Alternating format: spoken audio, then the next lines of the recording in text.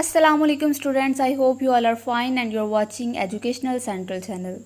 In this video, we will discuss about memory types or stages. Memory की 3 types हैं, sensory memory, short term memory and long term memory. In types को as a stages भी consider किया जाता है। आज की इस वीडियो में हम आपके साथ मेमोरी की इन टाइप्स को डिस्कस करेंगे। जैसा कि मेमोरी की डेफिनेशन, उसके प्रोसेस और उसके स्टेजेस को हम पहली एक वीडियो में डिस्कस कर चुके हैं। तो आज हम फर्दर अपने टॉपिक की तरफ बढ़ेंगे कि इसकी टाइप्स क्या हैं। तो सबसे पहले हम सेंसरी मेमोरी को डिस्कस करते हैं।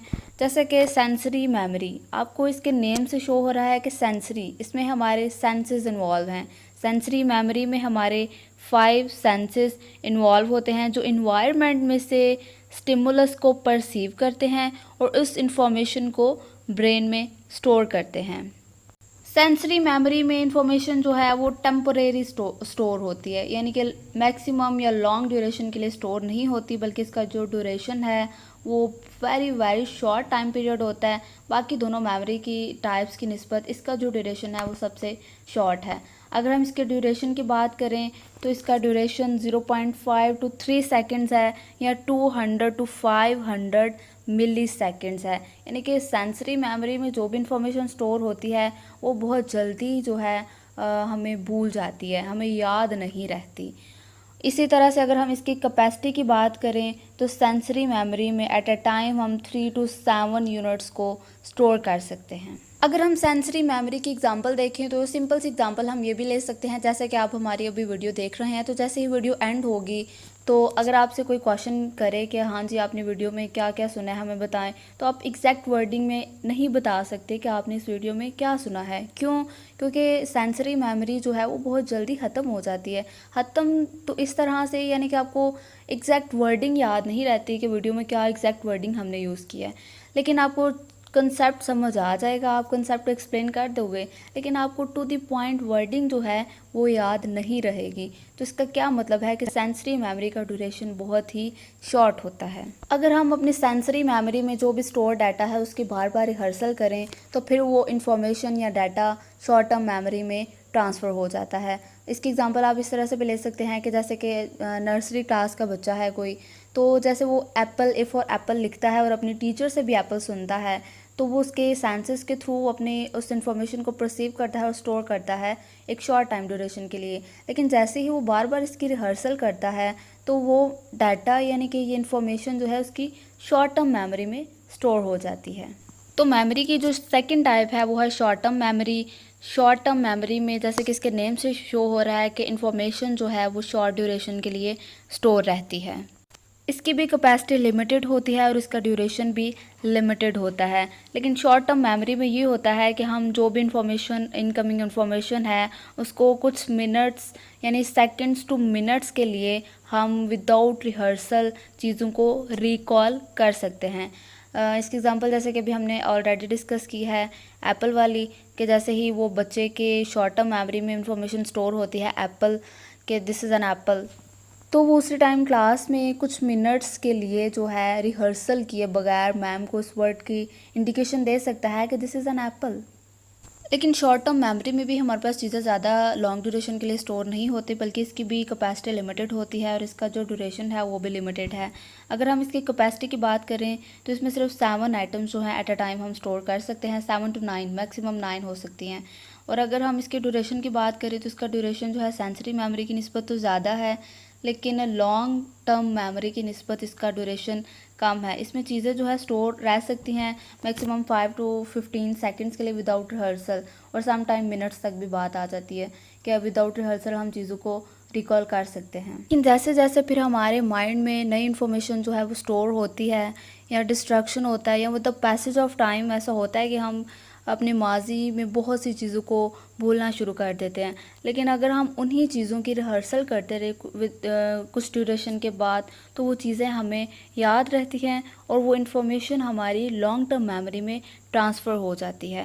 लेकिन अगर हम रिहर्सल का प्रोसेस नहीं करते तो इन्फॉर्मेशन हमारी लॉन्ग टर्म मेमोरी में ट्रांसफ़र नहीं होती। तो अब हम बात करते हैं वर्किंग मेमोरी की। तो वर्किंग मेमोरी जो है वो शॉर्ट टर्म मेमोरी का एक पार्ट है। वर्किंग मेमोरी जो है वो हमारी इंफॉर्मेशन को टेम्परेरीली स्टोर करने में और मैनेज करने में इन्वॉल्व होती है। इसके अलावा वर्किंग मेमोरी हमारे कम्प्लेक्स टास्क में भी इन्वॉल्व होती है, जैसे कि हमारी लर्निंग, हमारी रीजनिंग और हमारे कम्प्रीहेंशन, इन कॉग्निटिव टास्क में भी वर्किंग मेमोरी शामिल होती है। इसके अलावा वर्किंग मेमोरी जो है वो इंफॉर्मेशन प्रोसेसिंग फंक्शंस में भी इन्वॉल्व होती है, जैसे कि किस डाटा को इनकोड करना है, स्टोर करना है और रिट्राइव करना है।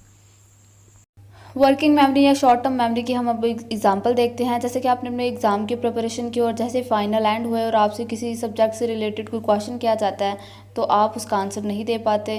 क्यों? क्योंकि ये डाटा सिर्फ शॉर्ट ड्यूरेशन के लिए आपकी मेमोरी में स्टोर होता है। सम टाइम तो ऐसा होता है कि जैसे ही आप पेपर देकर हॉल से बाहर निकलते हैं और अगर आपको कोई फ्रेंड आपसे पूछता है कि आपको फ़लाँ MCQ की स्टेटमेंट याद है या उसका आंसर या उसके ऑप्शन याद हैं, तो आप कहते हैं कि नहीं, मुझे ये नहीं याद रहे। तो क्या है कि ये चीज़ें आपकी मेमोरी में शॉर्ट ड्यूरेशन के लिए स्टोर होती हैं और ये जो है एक बेस्ट एग्जांपल है शॉर्ट टर्म मेमोरी की। इसी तरह हम एक और एग्जांपल देखते हैं। जैसे कि ग्रेजुएशन के बाद आपसे कोई पूछता है कि हाँ जी, आपने 8 सेमेस्टर में कौन से कोर्सेज़ पढ़े थे या कितने कोर्सेज़ पढ़े थे, तो आपको एग्जैक्ट याद नहीं रहता। तो क्या है कि ये चीज़ें आपकी मेमोरी में बहुत शॉर्ट ड्यूरेशन के लिए स्टोर होती हैं। इसकी एक और एग्जांपल आप इस तरह से भी ले सकते हैं, जैसे कि आपसे कोई पूछता है कि आपने कल कौन से रेस्टोरेंट में खाना खाया या कल आपने क्या खाना खाया, तो आपको याद ही नहीं होता कि आपने कल क्या खाया था। इवन कि सम टाइम ऐसा होता है कि जब आप रात को सोकर सुबह उठते हैं तो आप अपने घर वालों से पूछते हैं कि हाँ जी, रात को हमने क्या खाया था, मुझे याद नहीं। तो ये ऐसी चीज़ें जो हैं वो आपकी मेमोरी में बहुत शॉर्ट ड्यूरेशन के लिए स्टोर होती हैं। तो अब हम बढ़ते हैं थर्ड टाइप की तरफ। तो हमारी थर्ड टाइप है long term memory.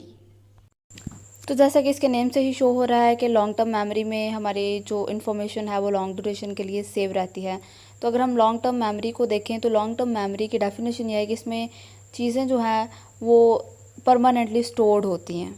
Long term memory में ये होता है कि चीज़ें जो है वो लार्जर क्वांटिटी में, यानी कि इन्फॉर्मेशन जो है वो लार्जर क्वांटिटी में स्टोर होते हैं और अनलिमिटेड ड्यूरेशन के लिए, यानी कि ईयर्स के लिए, मंथ्स के लिए, सेंचुरीज़ के लिए इन्फॉर्मेशन जो है वो हमारे माइंड में, हमारे ब्रेन में स्टोर रहती है। लॉन्ग टर्म मेमोरी की अगर हम कैपेसिटी या ड्यूरेशन की बात करें तो इसकी कैपेसिटी और ड्यूरेशन शॉर्ट टर्म मेमोरी और सेंसरी मेमोरी दोनों से ज़्यादा है। अगर हम इसके जो है कैपेसिटी की बात करें तो लॉन्ग टर्म मेमोरी की कैपेसिटी जो है वो इन्फिनाइट है और इसका जो ड्यूरेशन है वो परमानेंट है, कि चीज़ें परमानेंटली हमें याद रहती हैं। लेकिन इसमें भी यही है कि अगर आप रिहर्सल नहीं करते 5 to 6 ईयर्स बाद या 1 ईयर बाद भी कुछ चीज़ें ऐसी होती हैं जिनकी आप रिहर्सल नहीं करते तो आपको भूलना शुरू हो जाती हैं। लेकिन जैसे आप रिहर्सल करती हैं तो वो फिर आपको उसी तरह से याद रहती हैं। तो इसमें एलेबोरेटिव रिहर्सल इन्वॉल्व होती है।